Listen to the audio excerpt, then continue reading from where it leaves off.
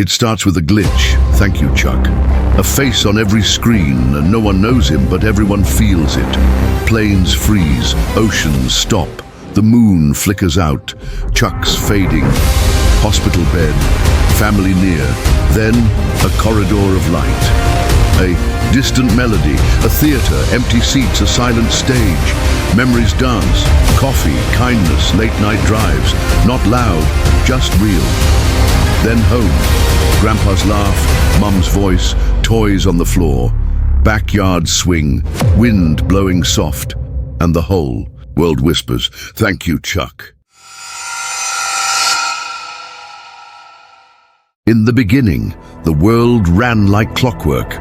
Day followed night. Gravity kept us grounded. Pendulums swung in perfect arcs.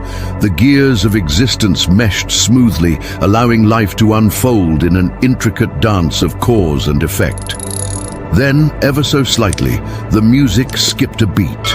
The world, which had always moved in harmony, began to falter. It started with the small, inexplicable things. Traffic lights blinked patterns no one understood. Birds flocked in the sky in strange geometric shapes. And above all, a new face stared out from public billboards.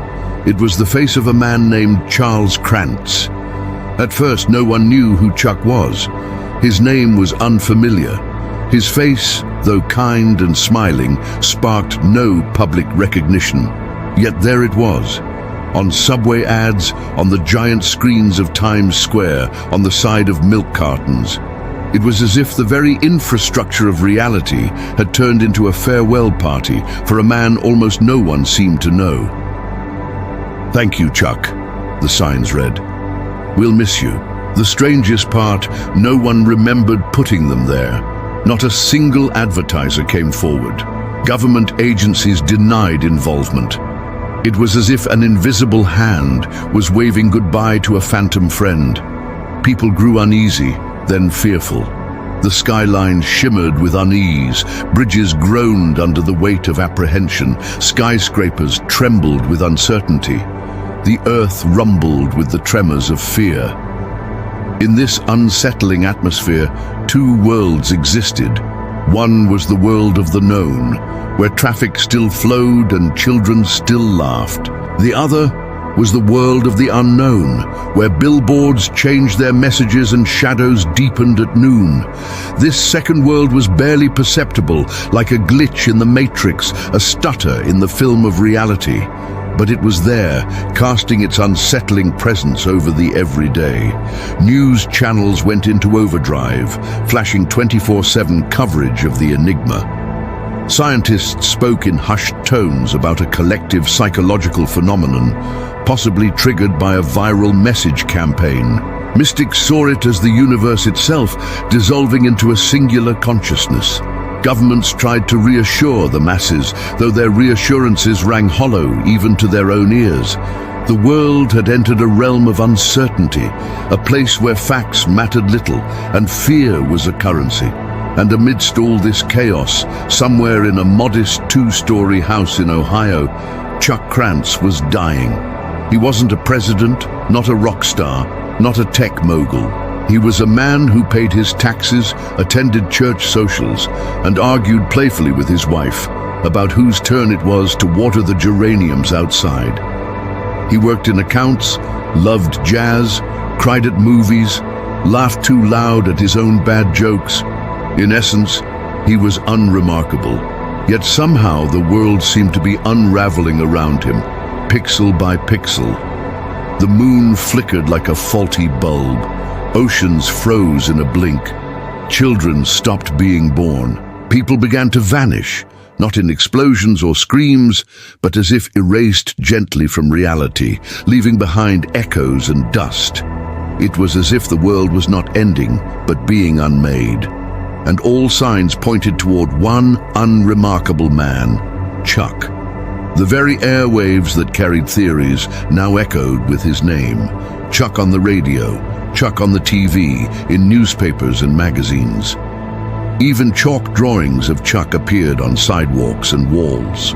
People took to the streets, not to protest or riot, but to stand silently, staring at these images as if seeking answers from them. Fear turned to fascination, then to dread.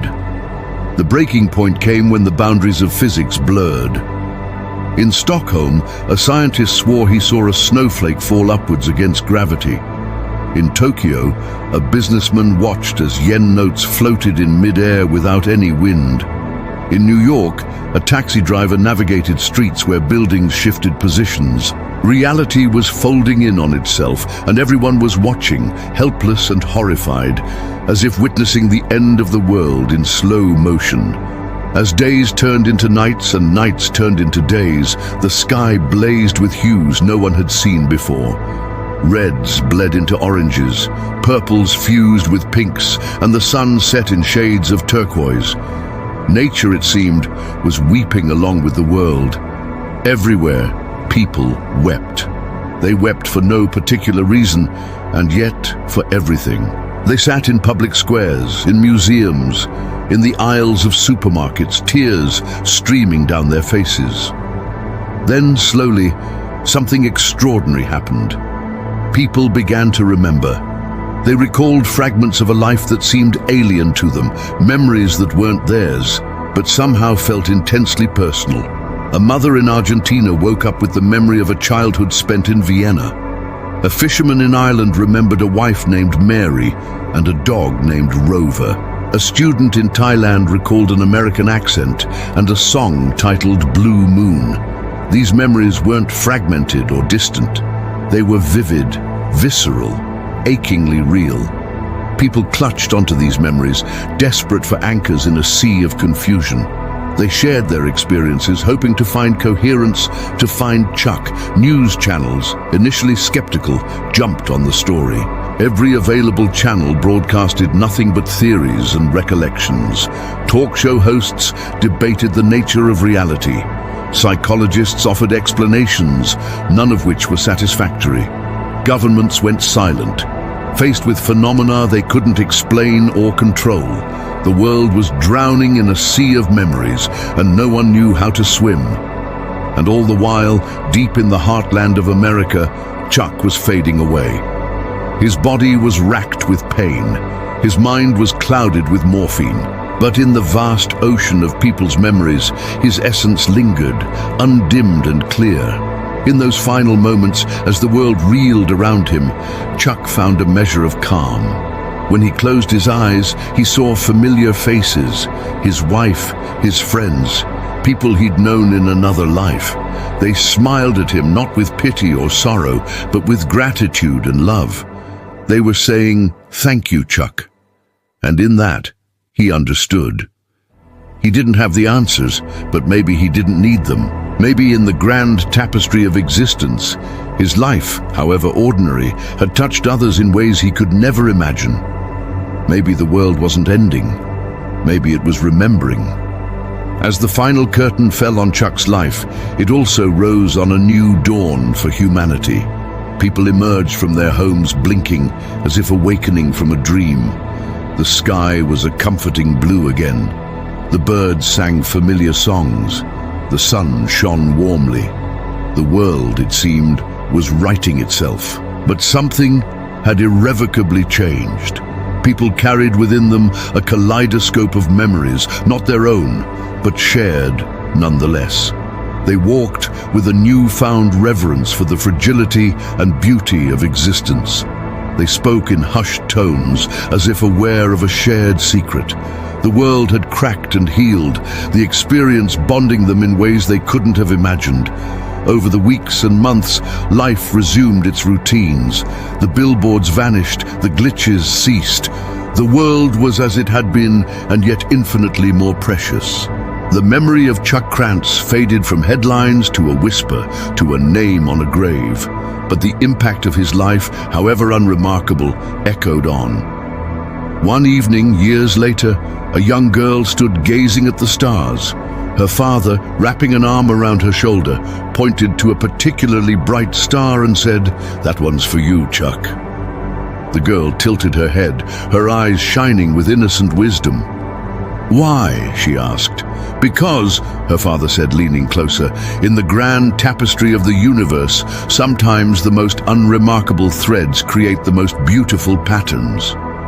And as the night deepened, the father and daughter stood in comfortable silence, connected not just by blood, but by a shared memory of a man they'd never met. For in that moment they understood that the world, in its vast complexity, was held together by an invisible network of connections, by acts of kindness, by lives well lived, by stories shared. Chuck might have been an ordinary man, but in his ordinariness, he had touched something extraordinary. He had touched the very fabric of the universe, and in doing so, he had made it whole. The air grows thin, not with oxygen, but with everything that makes it real. Colors seem to weigh less, so do words. Everything softens, becomes quieter, like reality has hit the mute button on its own existence. The question isn't why. It's always been this way. Why did we think it would be different this time? I feel small, almost insignificant, like a grain of sand falling on an already forgotten grave. If I reach out, will I touch nothing? Will my fingers meet empty air and vanish with it? We drift toward a corner of infinite calm, the hush before the soft explosion of nothing. Even emptiness requires energy. This is beyond emptiness. It's where emptiness sends its laundry. It folds itself into stillness, an exquisite corpse of calm. There's nothing left to happen, nowhere left to go, nothing left to say. My throat tightens with the urge to speak, to utter some last defiant word, though there's no one to speak to and no ears to catch my voice. So I swallow it down, along with the rest of the world. If this is the end, let it be the quietest ending the universe could manage, because endings like these are the quietest kind, the ones that forget to announce themselves. They fade into oblivion, soft as goose down, cold as liquid nitrogen. There's no bang here, no blaze of glory, only this singular, exquisite, aching silence. And within that silence, there's a story. It's a story about how the universe started, how stars turned into planets, how planets turned into dust, and how dust turned into us. But it's also a story about how we turned back into dust, how we blew away on winds of our own design, how we folded back into the source of our stardust and became part of the pattern again. It's the story of infinity. And we, finite creatures with finite hearts and lungs, get to live it, if only for a little while. A chill crawls up my spine, and I shiver despite having no body to shiver in. Or maybe because I have no body to shiver in, being nothing gives me goosebumps. Here in the still point of unreality, there's a hum, a constant drone that vibrates in my bones, even though I have no bones to vibrate in. Is it a lullaby? Is it a requiem? Is it the universe humming itself to sleep after an endless day of remembering? I have no way to know. And maybe knowing wouldn't matter. Maybe here, the question isn't what is this, but how can I carry this forever? How can I keep the echo of now in the hollows of tomorrow?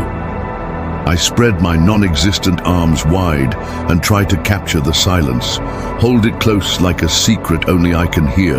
It slips between my non-existent fingers, sifting through galaxies like sand, and I realize there's no use resisting it. There's no way to keep it here. The only way is through. The only way is through a vastness that leaves no room for questions, a nothingness that refuses definition. To move forward, I have to unlearn everything I ever knew, shed every lesson, every fear, every hope I ever held. I have to stop thinking in words and start feeling in colors, sounds, textures, sensations without names or labels. That is the only way to survive this forgetting, to let the universe unfurl me like a tapestry, thread by thread, until I'm nothing but potential, a tangled skein of pure being before form or function, voice or vision, presence or past tense, self or other. I have to unlearn everything I ever knew. And then, silence. A strange, endless stillness, as if the world had exhaled and forgotten how to breathe again. After the soft, poetic collapse of reality in Act 1, we find ourselves not in the void, not in the ashes of a dead universe, but in a place inexplicably alive. Chuck is no longer on a hospital bed, no longer surrounded by beeping machines or fading family. He's walking through a dim corridor of an unfamiliar building, half theater, half memory. The walls flicker with ambient light, like dreams trying to take shape. Each step he takes echoes like he's moving through layers of time, through thoughts he's forgotten and feelings he's never named. There's no audience, no cast, just Chuck and the whisper of something waiting to be understood. He finds himself drawn into a cavernous room, like a grand, abandoned auditorium where light filters in from a broken skylight. A stage sits in the center. Not large, not extravagant, just quietly waiting. And on that stage are performers, street musicians, dancers, silent mimes. All of them people Chuck vaguely remembers from scattered moments. Faces from coffee shops, bus rides, high school corridors. They don't speak, they perform. One plays a violin string that doesn't make sound, yet Chuck hears it inside his chest. Another juggles burning pages torn from old books that might be Chuck's own journals. A woman twirls beneath a rain of feathers that turn into photos of memories he can place. Birthdays, heartbreaks, late-night conversations in parking lots. And slowly, Chuck realizes, this is not a show, it's a mirror. Every performer is playing a part of Chuck's life. Not the big, loud moments, the job promotions, the vacations, the awards. No, these are the quiet in-betweens. The time he sat alone in a diner at 2 a.m. wondering if he mattered. The day he picked a flower for a stranger and never spoke of it again. The first time he felt old, the last time he felt invincible. These buskers are the memory keepers of a soul that's breaking itself apart to understand what it was made of. Chuck sits in the front row, alone. At first, he tries to clap, tries to applaud their beauty, but he realizes they can't hear him because they are him. And this isn't a performance for entertainment, it's a ceremony, a remembrance. This is where souls come to be told what they were before they go. Not judged, not condemned, just seen. And as he watches, Chuck feels a deep ache, not of pain, but of truth. All the moments he thought were meaningless, all the years he spent feeling small, they mattered. They were seen, they had weight. His life wasn't grand, but it was rich. It wasn't famous, but it was full. And that, in the end, might be more than enough. Outside the theater, the world continues to collapse, but not with fear, with grace. Cities dissolve into watercolor skies, clocks slow their ticking into music, and the last embers of time flicker like fireflies in a jar. Chuck remains inside, watching the final act of his own soul story play out, realizing, perhaps for the first time, that he's not just a man fading away. He's a story being told, a melody being remembered, a universe folding gently back into silence, not because it failed, but because it finished what it came for. But there's another ending here too. It's the ending of a story that never ends. The story that keeps spinning even when the storyteller forgets the tale. In the echoing chambers of this still life, I feel something stir. It's a tiny flame, smaller than a pinhead, flickering in the immensity of nothing. I don't know where it came from. I don't know what feeds it. I don't know what it means. But it's warm, and as the world around me unwinds, as the tapestry of existence unravels, and reality itself begins to fray, that tiny flame persists. It doesn't resist the forgetting. It doesn't fight to be remembered. It just is. And in that being, I find a strange sort of peace. For maybe the story isn't in the telling after all, but in the simple, stubborn act of existing. Perhaps the universe didn't start with a bang or end with a whimper, but with this, a single persistent flame in the face of oblivion. It's not a god, it's not a savior, it's not an answer.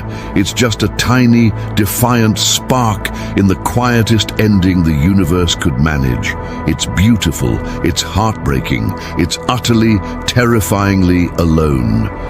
And in that perfect moment of quietude, I realize I'm not the only thing that keeps burning. The universe is too, and maybe that's enough. Outside the theater, the world continues to collapse, but not with fear, with grace. Cities dissolve into watercolor skies, clocks slow their ticking into music, and the last embers of time flicker like fireflies in a jar. Chuck remains inside, watching the final act of his own soul's story play out, realizing, perhaps for the first time, that he's not just a man fading away. He's a story being told, a melody being remembered, a universe folding gently back into silence, not because it failed, but because it finished what it came for. You know, after the fanfare, after the accolades, after the curtain call, after the standing ovation, this is a story about what happens after. There is no explosion, no bright light, just warmth, just a soft golden hue, like the world has been painted in sepia and sleep. After the last performer bows and the theater fades into quiet nothingness, Chuck opens his eyes. He's somewhere else now, sunlight pouring through the lace curtains of a small bedroom, the kind of light that only exists in memory, soft, dust-filled, eternal. He's no longer a man. He's a boy, no older than 10, sitting cross-legged on a carpet with tiny spaceships printed on it, surrounded by Legos and comic books and the muffled sound of cartoons playing on a boxy television. His hands are small again, his world is small again. Somehow he remembers everything, who he was, what he did, the faces of everyone he's ever loved and lost. He remembers every decision, every triumph, every battle won, and every scar he earned, all of it. The door creaks open. His grandfather walks in, alive, smiling, younger than Chuck remembered. He places a peanut butter sandwich on the table, just like he used to. "You okay, kiddo?" he asks. Chuck, startled by how real it all feels, nods quietly. He doesn't speak. He can't. His throat is full of some impossible emotion, part joy, part grief, part realization that this may be his last stop. Outside, a bicycle waits on the porch, the same red one he rode until the wheels gave out. The sky beyond the window looks endless. Birds fly by like scattered notes of a lullaby. It's a perfect day, not extraordinary, not cinematic, just beautifully normal. Chuck wanders the house slowly, barefoot on wooden floors that creak in familiar places. Each room holds a memory not yet made. His mother's laughter echoing from the kitchen, the smell of pancakes and coffee, his own voice humming a song from a commercial. For a moment, he forgets about death, forgets about collapsing worlds and cosmic unraveling. He is only a child, living a perfect Sunday, and maybe that's the point. Maybe this is where life always wanted to return, not to glory or legacy, but to simplicity, to origin, to home. In the backyard, the sky begins to shimmer like water. Time is thin here. The veil is fragile. Chuck feels it in his chest, the soft tug of something final, a knowing. He walks toward the swing hanging from the old oak tree and sits. His legs don't touch the ground anymore. He looks up. There's no audience, no heavens parting, no judgment waiting, just clouds soft and slow like they're listening. A breeze passes through his hair. Somewhere deep inside he understands.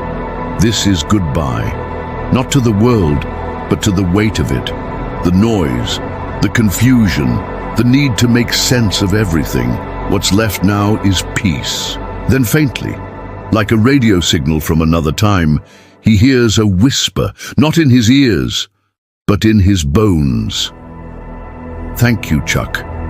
It echoes through the branches, through the wind, through the spaces between atoms, the universe itself speaking, not as a god or a voice from above, but as everything. The people who loved him, the strangers he helped unknowingly, the days he endured, the little kindnesses he gave without expecting anything in return. They all speak as one with reverence, not for the greatness of his achievements, but for the sincerity of his existence. Tears fall from his small eyes, and he smiles, not with sadness, but with a soul completely full. And just like that, the swing slows, the breeze stills, the world dims like a candle at the end of a song. A final screen appears, white, silent, infinite, in simple black text. It wasn't about how long you lived, it was about how deeply. Fade to black. We think we're destined for more, that there must be something grandiose in store for us. A grand finale, a last hurrah, something that will eclipse all that came before. But sometimes our greatest moments aren't the ones we create. They're the ones that find us. Sometimes life gives you a gift, an opportunity to go home, to start again, to remember why you were here in the first place. Sometimes your legacy isn't the monuments you build, but the memories you cherish. Sometimes the greatest thing you'll ever do is simply live. And if that's your story, then you've done well, my friend.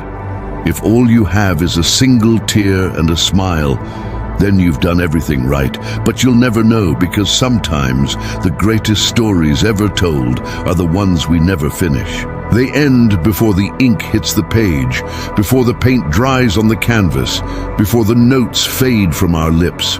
We don't get to see the masterpiece, but that doesn't mean it wasn't created. It just means we have faith. Faith in the artist, faith in the music, faith in the story. And sometimes that's enough. What did you think? Let me know in the comments below. And while you're down there, make sure to leave a like and subscribe. It really helps me out. Check out these other stories if you want to hear more. And as always, have a great rest of your day.